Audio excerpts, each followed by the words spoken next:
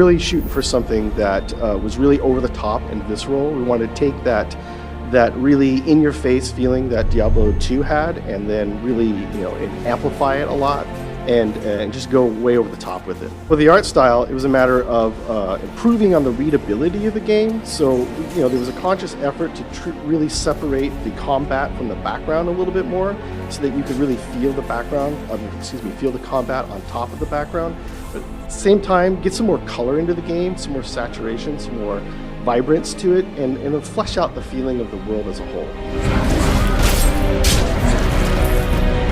There was a strong desire at the beginning to bring more of a stylistic approach to the game. We were not terribly big fans of realism. We're much more comfortable in a stylized setting, but at the same time, we really wanted to get more of an arty, painterly feel across. We wanted something that felt like you were playing inside a living painting. Tristram and Sanctuary are much, much darker places than I think Azeroth ever gets a chance to be. Azeroth definitely has its dark tones and its dark moments, but I think that that point is the point at which Sanctuary really begins, and then it just gets darker from there. So there's a really good mix of what I think is this demon culture vibe and this classic horror vibe that really come together in the Diablo world. That's really what makes it unique.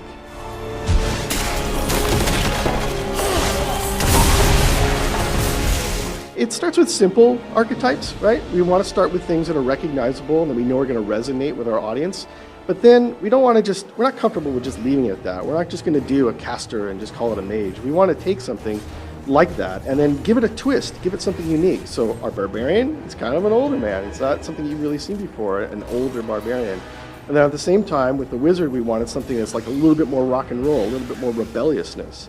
And then with each class, as we went through, we just picked those basic archetypes and then try to aim at a twist.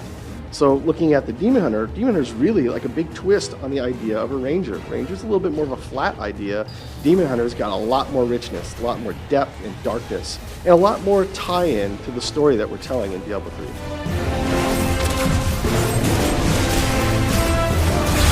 3. We get a lot of people together in rooms, and we have like brainstorms where anything goes. You can see anything and we have to write it down. That's the rule. So if someone says, and somebody did, let's have the Demon Hunter turn into a jet, that idea gets written down, and then we look at it and we say, all right, well, we're not literally going to turn the Demon Hunter into a jet because it's kind of fantasy breaking, but what is at the core of that idea that made us think that it might be cool? And is there something we can pull out of it that actually might translate down to the character? And that actually happened with the Demon Hunter. This crazy idea of she turns into a jet actually got turned into a what if she can summon shadow beasts that come in and carpet bomb an area. That sounds like something a Demon Hunter would do. That sounds cool. Sometimes you hit the mark, you just get lucky. I think with the Witch Doctor's large frog, that was just like instantly we knew that was just going to work. Sometimes there's a little bit more risk where you're not sure. We had to come up with a variation for the Witch Doctor's Wall of Zombies, and we just kind of ran out of ideas, and that's when we started reaching for some things that might be a little bit more risky. And so one of the ones that we came up with was, what if zombies crawled out of the ground, crawled up on top of each other's shoulders, formed a big tower, then fell over and exploded? That sounds really weird. A lot of people are like, huh, I don't get it. But what we'll do is we'll just take a chance on it, and we'll put it in the game in a really rough version, and we'll just see, is there something to it? And sometimes those weird ideas just turn into the best moments of the game.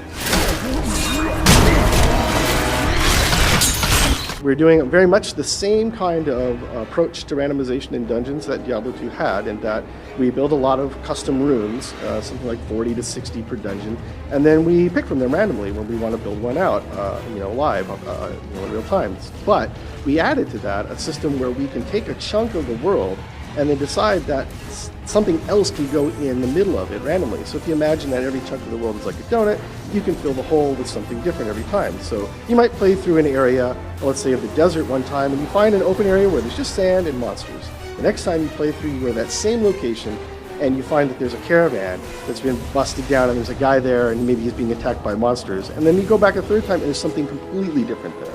For the dungeons, everything's always random. But for the overworld, we have fixed layouts, but we have randomization in terms of that sub-chunking technology that I talked about.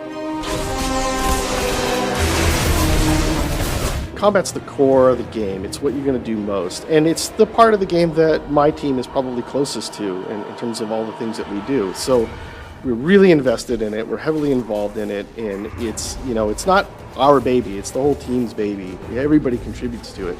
But it's definitely, our favorite part. It's the part where we get to have fun. We get to stretch out. If we want zombies to barf, okay, we can make zombies barf. If we want them to bleed all over the place, we get to do that too. And so it's kind of hard to not have fun when that's your job.